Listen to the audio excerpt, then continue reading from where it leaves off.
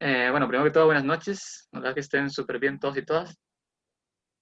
Hoy en esta sesión, en la quinta ya, vamos a hablar sobre el tema de neoliberalismo, la parte 2. Y antes de empezar, no sé si, doña Elena, ya que estamos usted y yo nada más, compartir algún acontecimiento importante que tenga que ver, ya sea a nivel personal o del grupo, como asociación. Antes me contaba sobre, no me acuerdo el asunto específicamente, pero que había hablado con el señor, un señor importante, don Nixon, creo. Entonces no sé si les quisiera comentar algo positivo. No lo tenemos invitado, pero me dijeron que para el otro mes sería, no nos han dado fecha todavía, ni el día ni la fecha. Bueno, creo que va a ser un tercer martes porque queremos que se reúna con nosotros un tercer martes, pero no nos han dicho si puede, qué martes puede él. Es para tocarle, le tenemos un tema de trabajo para acá, para el bar. Nos interesa muchísimo hablar con él y que él opine y que él nos diga que si él está de acuerdo en lo que le vamos a querer presentar como tema de trabajo. Es súper importante que estén ahí como tratando de ejercer cierta presión para que para que no se olviden, digamos, que ustedes están trabajando y que ustedes están organizados. Le iba a enseñar, no sé, la vez pasada nosotros con Erika hicimos un video de la práctica que habíamos hecho ahí y nunca se los enseñamos, creo, nunca se los pasamos porque está algo pesado. Y porque también quedó un poco rarillo, quedó un poco extraño porque la grabamos con un celular, la grabamos bajo el sol. Bueno, ahorita va a ver las tomas. Está viendo el video ahí. Dice Universidad de Costa Rica. Universidad de Costa Rica, sí. Ajá. Entonces, digamos, las tomas están hechas con los celulares súper de baja calidad. Entonces, no se lo habíamos enseñado, pero bueno, aquí hablamos un poquito más o menos de ese proceso y salen algunas imágenes. Tuvimos que quitar algunas partes porque de hecho teníamos unas entrevistas en audio, pero se escuchaba rarísimo. Y ese día fuimos a grabar bajo el sol a mediodía y nos pegamos una quemada porque grabamos una toma y otra y otra y otra. Bueno, fue un caos. Pero bueno, más o menos ahí tal vez recuerden ciertas cosas de este video. Es súper cortito, pero se lo voy a poner. Me dice si lo escucha. Sí, claro.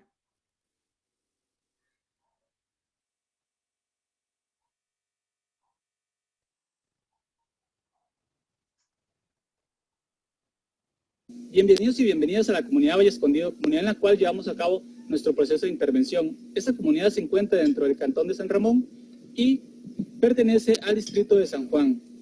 Se encuentra a unos 2.9 kilómetros del centro de San Ramón. Una de las principales limitantes que tuvimos al momento de elegir esta comunidad fue la gran cantidad de estigmatizaciones que existen en el cantón ramonense sobre ella. Es por eso que para nosotros representó un reto y una responsabilidad demostrar que aquellas comunidades que han sido estigmatizadas y que han sido consideradas problemáticas son los principales sujetos de intervención del trabajo social y demostrar que también dentro de estas comunidades existen personas que luchan por el desarrollo territorial.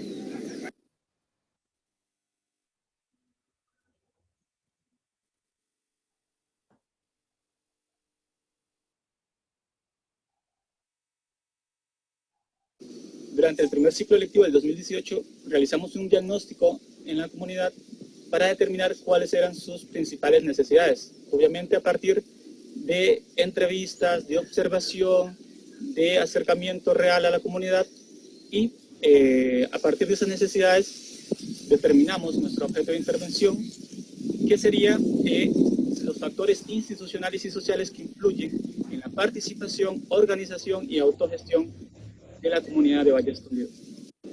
Consideramos que era fundamental sistematizar nuestra experiencia, esto con el fin de enriquecer a la comunidad y futuras intervenciones. Por ende, tuvimos como objeto la ejecución del proyecto de intervención fortaleciendo la participación comunitaria, la organización y autogestión en la comunidad de Valle Escondido durante los meses de septiembre a diciembre del año 2018. En la comunidad de Valle Escondido se presentan algunos problemas sociales importantes, dentro de los que podemos destacar la drogadicción, la violencia y la inseguridad, entre otros, que se manifiesta principalmente en las personas jóvenes. Pero es interesante ver cómo estas personas jóvenes también son un nicho importante para mejorar y fortalecer la participación comunitaria, ya que durante todo el proceso hemos notado la gran implicación que tienen ellos con la comunidad y la necesidad de que se abran espacios donde ellos puedan participar. ¿Sí puedo escuchar todo el video? Sí, claro, demasiado hermoso, qué lindo, José. Eh, Demasiado, pero demasiado hermoso y muy interesante. Aquí lo que mencionábamos nosotros cuando hicimos ese trabajo, ahí lo hicimos súper resumido porque si no, imagínense, si no íbamos a quedar un video súper larguísimo sobre todo lo que pudimos Ajá. investigar y en lo que trabajamos. Y un tema central era la participación, ¿no? Que viene a Ujú. colación, porque al final estamos viendo temas como el capitalismo y el neoliberalismo, que lo terminamos hoy, pero después venimos a Ujú. tocar el tema del cooperativismo, que al final esto es como un proceso de aprendizaje para poder aplicar luego medidas, entre comillas, alternativas, como el cooperativismo y los principios, lo que plantea el cooperativismo y la economía solidaria. Pero para todo esto se necesita de verdad la participación de la comunidad. Y Claro. nosotros, por ejemplo, en ese video al final decíamos que hay muchos problemas, que seguro ustedes lo saben más que nosotros, como el tema de la drogadicción, la pobreza, había muchos robos, había temas de inseguridad bastante importantes, seguro que todavía están, pero que en los jóvenes se encontraban también esa necesidad, ¿no? De esos espacios para poder participar, ya sea para poder desarrollarse. Al final, por ejemplo, cuestiones como el deporte hacen que los jóvenes tengan espacios donde desenvolverse y se puedan integrar a esos procesos. Al final también habíamos hablado como de hacer un equipo de fútbol, no sé qué pasó con eso, pero los jóvenes como una población de trabajo bastante importante que tienen ustedes, porque al final hay bastantes, ese día la mayoría llegaron como 20 y resto, y la mayoría eran jóvenes, entonces tienen una población en las que se puede trabajar y sobre todo fortalecer esos principios cooperativos eh, que a largo o corto plazo pueden mejorar la participación de la comunidad y la integración, sobre todo en los procesos, porque al final cualquier actividad, cualquier proyecto se necesita, al menos en la mayoría de estos, la participación de la comunidad, si no, entonces eh, se estarían sintiendo ustedes un poco solos en el proceso, pero al final se tiene que trabajar muchísimo y por eso es que se propone la economía solidaria y el cooperativismo para fortalecer estos procesos y que la comunidad se integre a esos procesos y puedan trabajar de la mano con sus representantes, que en este caso serían ustedes como Asociación de Desarrollo Integral. Entonces, para que vean que desde ese entonces ya tocábamos el tema de la participación, que es tan importante.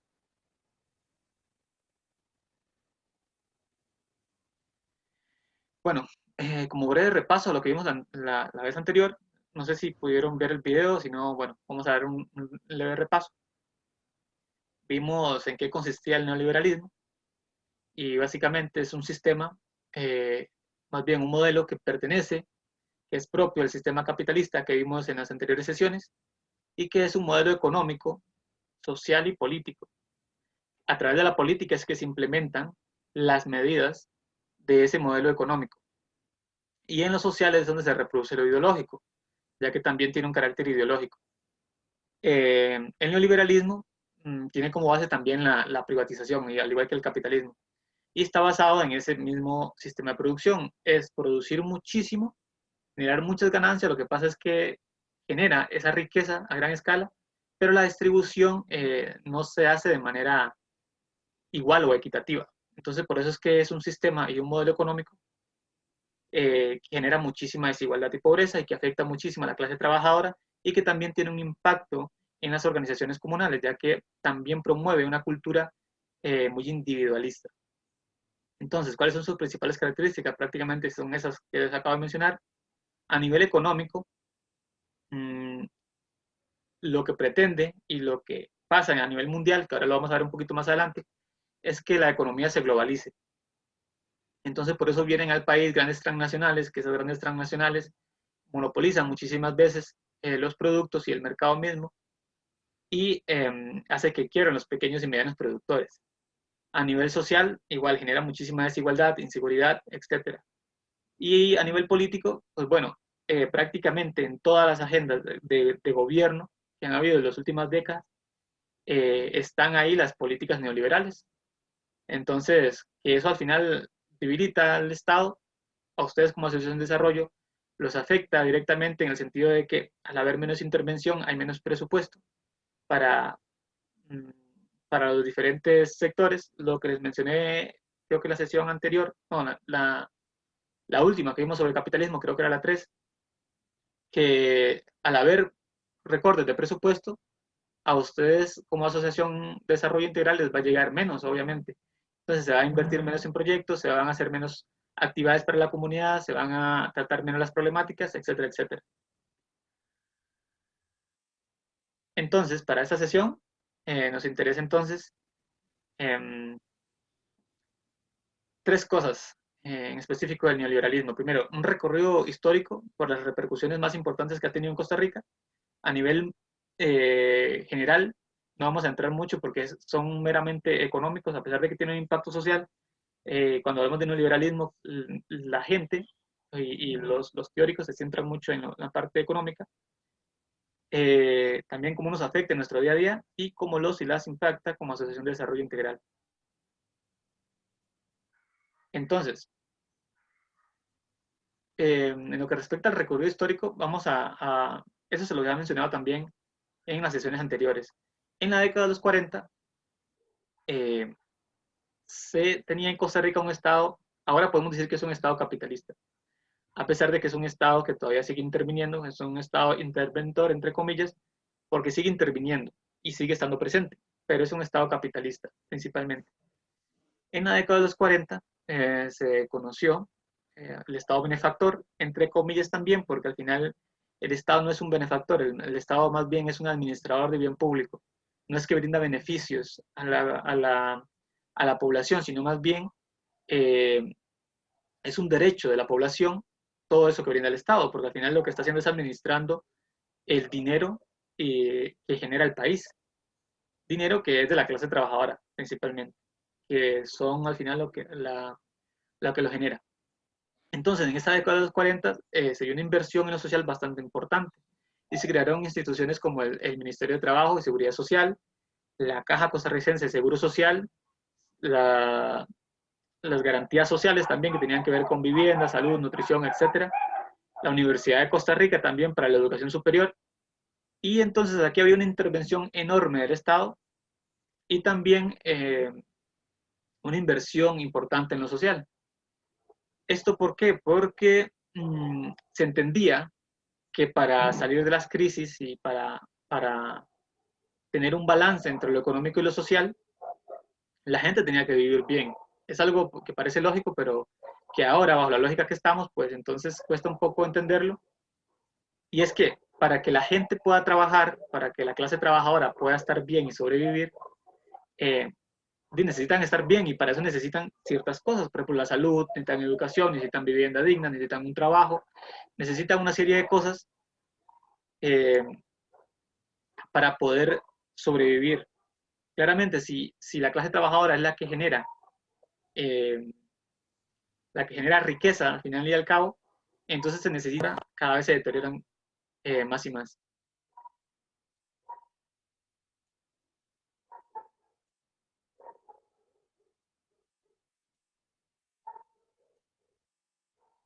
A ver. Ok, entonces, otros hechos importantes que ocurren en Costa Rica, por ejemplo, la crisis de 1979, esta crisis que ocurre, que se la había mencionado también anteriormente, y es una crisis que afecta a nivel global. ¿Y por qué afecta a Costa Rica? Porque se da una globalización de la economía. Entonces, lo que le afecta a Estados Unidos le afecta a Costa Rica, lo que le afecta a China le afecta a Costa Rica, lo que le afecta a los países más poderosos, a las potencias mundiales más importantes, le afecta a Costa Rica por esa globalización de la economía. Entonces, en este momento se da una crisis enorme y a Costa Rica obviamente le impacta directamente Entonces aparecen estos organismos internacionales como el Fondo Monetario Internacional. Claro, estos préstamos tiene que pagarlos Costa Rica luego. Y para que puedan pagar esos préstamos, estos organismos internacionales dan una serie de requisitos que tienen que cumplir el país para que pueda pagar esos impuestos. Entonces, ahí es donde aparecen los famosos PAEs, que se dan en la década de 1980. En realidad son como 3 PAEs, creo que se dan 2 en la década de los 80 y uno en a principios de la década de 1990. A grandes rasgos, esos PAEs, ¿qué implicaciones o qué era lo que requería el país? O qué era lo que le exigía al país para poder optar y para poder ser un país, entre comillas, capaz de pagar esa deuda que tenían con estos organismos. Primero que todo, bajar impuestos, pero no bajar impuestos a la gente, sino bajar impuestos para que permitiera la entrada de transnacionales al país, de otras empresas enormes. ¿Por qué? Porque decían que estas empresas al llegar al país iban a potenciar la economía y que también iban a generar fuentes de empleo. Nada más que esas fuentes de empleo que generaban era mano de obra barata y se da una explotación de la clase trabajadora. Entonces, al final, a la larga, esa llegada de esas empresas enormes, lo que hacían era que afectaba a los medianos y pequeños productores y productoras del país y muchas, en esta época, muchísimas empresas nacionales quebraban o eran absorbidas por esas grandes empresas.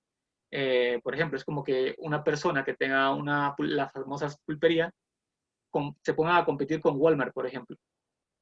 Es casi imposible, entonces posiblemente quiebre. Entonces, eso es lo que pasaba. También proponía que se abriera el mercado. ¿Qué es lo que pasa? Y ahora lo vamos a ver con los tratados de libre comercio. Que Costa Rica puede exportar, porque Costa Rica exporta, por ejemplo, piña, exporta banano y café. ¿Qué es lo que pasa, por ejemplo, con exportaciones como piña? Que prácticamente Costa Rica no hace exportaciones porque los que se dedican al cultivo de piña son empresas enormes que no son de aquí. Entonces, todas las divisas que genera, todo el dinero que genera, se va para el país del cual es la empresa. Por ejemplo, la mayoría son de Estados Unidos o son de China. Entonces, para esos países es que se va la mayoría de las ganancias. Y en Costa Rica prácticamente lo que se produce es empleo con mano de obra barata y un deterioro del medio ambiente. Por eso es que para el cultivo de piñas, por ejemplo, se han tenido que deforestar más de 17.000 hectáreas, incluso más. Eso fue hace unos años y ahora debe estar muchísimo más deteriorado todavía la naturaleza, digamos, por el cultivo por el cultivo de este producto y que al final genera muy pocos beneficios al país.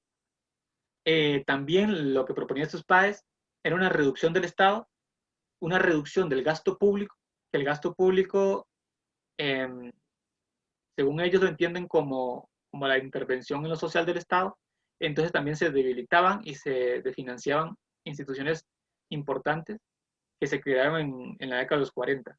La década de los 80 se supone que es el fin del Estado benefactor, entre comillas, y empieza un Estado medianamente interventor. Y yo diría que un Estado bastante capitalista. Y entonces aquí, por ejemplo, se empiezan a financiar un montón de instituciones como la Caja. La Caja, a pesar de que funciona todavía y es uno de los mejores sistemas de salud que hay a nivel de Latinoamérica, el deterioro, creo que a principios de la década de los 2000, hubieron huelgas y todo porque se querían cerrar hospitales, se quería privatizar la Caja, instituciones como el ICE también. También la educación se ha visto trastocada, tiene cada vez menos inversión. Por ejemplo, instituciones importantes como la UCR tienen que pelear prácticamente todos los años por el presupuesto. Entonces, hay un deterioro a partir del 1980 de muchísimas de las instituciones sociales que fueron creadas en 1940. Entonces, después de esto se vienen los famosos tratados de libre comercio, con Estados Unidos, por ejemplo, en 2007. ¿Qué pasa? no sé si recuerdan, quizás sí, que se hizo una campaña de terror prácticamente, porque el Tratado de Libre Comercio era con algunos países, con la gran mayoría casi de los países de Centroamérica y el Caribe. Entonces decía que si Costa Rica no aprobaba o no firmaba este tratado, se iba a quedar rezagado. Y entonces empezó una campaña enorme y se hizo un referéndum y todo para ver si se aprobaba. Al final se terminó aprobando. Y entonces estos tratados de libre comercio también significan un montón de restricciones o un montón de requisitos que el país eh, tiene que seguir para poder estar en ese tratado, y se firma un tratado enorme donde se dice incluso qué productos tiene que exportar, qué productos tiene que vender, etc. Entonces, esto claramente, si Costa Rica en el Tratado de Libre Comercio o en ese tratado se establece que tiene que comprar, qué sé yo, arroz a Estados Unidos, los productores nacionales van a sembrar arroz y van a quebrar, o no van a poder vender el producto en el mercado, ni siquiera en el mercado nacional, porque ya Costa Rica tiene un acuerdo con Estados Unidos que tiene que comprarlo a Estados Unidos. Entonces, así de contradictorio son esos tratados, que al final se terminó firmando en el 2007. Ahora, aquí hay un ejemplo, por ejemplo, del Tratado de Libre Comercio con China, que de hecho en el 2011 se inaugura y se hace el Estadio Nacional, producto de firmar este tratado. Solo un ejemplo, por ejemplo, que me encontré por ahí. Costa Rica hace exportaciones en el 2009 de 122 millones de dólares. O sea, Costa Rica exporta esa cantidad de dinero en productos, claramente. Productos como el café, el banano, la piña, etc. Y hace prácticamente el doble de importaciones. Eso quiere decir que Costa Rica, a pesar de que China es un país que tiene alrededor de 1.000 millones de habitantes, o sea, muchísima más gente y muchísimo más territorio que Costa Rica, y Costa Rica hace exportaciones a China, y lo que puede llegar a producir son 122 millones, a pesar de que China es enorme y tiene un montón de población más que Costa Rica. Y todo contradictorio, Costa Rica siendo un país de 5 millones de personas, con un territorio súper pequeño, hace el doble de dinero importando. O sea que Costa Rica está obligado a comprarle a China muchísimo más de lo que China le compra a Costa Rica. Entonces hay una relación desigual que genera una desventaja enorme respecto a ese tratado, de que realmente a los únicos países que le genera realmente beneficios son esos países enormes, que tienen esa capacidad de exportar grandes cantidades de productos. Entonces, ¿cómo nos afecta en nuestro día a día? Realmente se ve reflejado actualmente en cualquier parte. En la comunidad, por ejemplo, Valle Escondido, se ve reflejado con pobreza, desigualdad, inseguridad, que ya hemos hablado. Seguro que ustedes saben muchísimo más que yo porque lo viven ahí y tienen años de vivir en la comunidad. Efectos negativos en los y las pequeños y medianos productores. Poco apoyo del Estado, que eso es fundamental, porque al final, como les dije anteriormente, ese financiamiento importante y esa poca inversión que ha tenido el Estado en los últimos años en lo social, los ve trastocado a ustedes, porque al final va a ser cada vez menos presupuesto. De hecho, una de las razones de que sean una asociación de desarrollo y que les haya costado tanto ese proceso de convertirse en asociación, se debe a eso. El presupuesto, como cada vez es menor, entonces, a pesar de que la organización comunal es fundamental para el desarrollo del país, también significa que ese presupuesto se tiene que dividir cada vez más. Entonces, por eso es que ponen tantas trabas a nivel burocrático. Entonces, ¿cómo los y las impacta como asociación de desarrollo integral? Está lo principal, lo que les mencioné anteriormente, el de financiamiento, que se ve en el presupuesto, aumento de la burocracia, y cuando digo burocracia, vamos a traerlo al terreno de nosotros, que más o menos todo ese papeleo y todas esas trabas, entre comillas, que ponen esas instituciones para que ustedes se pudieran convertir en una asociación de desarrollo, tiene que ver con burocracia. Lejos de facilitar esos procesos, se complican cada vez más. Limitaciones de espacios de participación efectiva. Cuando digo participación efectiva es no solo que se genere un espacio, que digan, bueno, pueden ir a participar ahí, o pueden participar en esta, qué sé yo, en esta reunión, para discutir sobre ciertos temas. Cuando digo participación afectiva quiere decir que realmente sean escuchados, no simplemente que les diga, bueno, pueden hablar y salgo de esa reunión y me olvido de qué fue lo que hablamos o qué fue lo que prometimos o cuáles fueron los acuerdos que se tomaron, que suele pasar muchísimo. Por eso hay que estar haciendo presión a esas instituciones para que puedan brindar y les puedan apoyar en cuanto a presupuesto para la ejecución de proyectos. Y después también todo esto genera un desinterés en la política, que al final, como les decía yo en las sesiones anteriores, la política es la forma en cómo las personas se organizan. Pero la gente, y sobre todo la gente joven, ve la política como esas personas importantes, como el presidente, como los diputados, que lo asocian directamente con corrupción. Entonces, la política es súper importante, pero hay que dejar de lado esa manera estigmatizada que se tiene sobre la política y entender que la política, que ustedes como Asociación de Desarrollo Integral, por ejemplo, están haciendo política, son un grupo político que intenta trabajar en pro del bienestar de la comunidad.